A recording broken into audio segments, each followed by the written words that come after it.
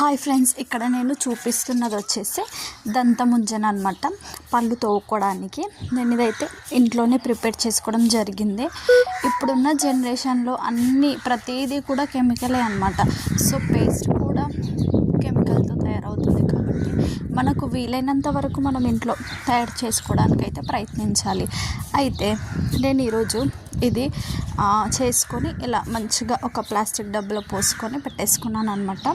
Daily మేమైతే దీంతోనే brush అయితే చేసుకోవడం జరుగుతుంది 2 times కూడాను. మా పిల్లలు కూడా దీంతోనే బ్రష్ చేసుకుంటారు.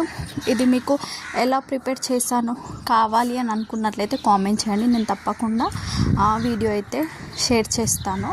ఇది ఎలా చేశానో ఏంటి అని మీకు క్లియర్గా చూపిస్తాను. ఇది తోముకోవడం వలన మనకి ఫ్యూచర్లో కూడా పండ్ల గురించి ఎలాంటి ప్రాబ్లమ్స్ అయితే రాకుండా ఉంటుందన్నమాట. పండ్లు హెల్తీగా ఉండడం జరుగుతుంది. వీడియో నచ్చితే లైక్ చేయండి, షేర్ చేయండి.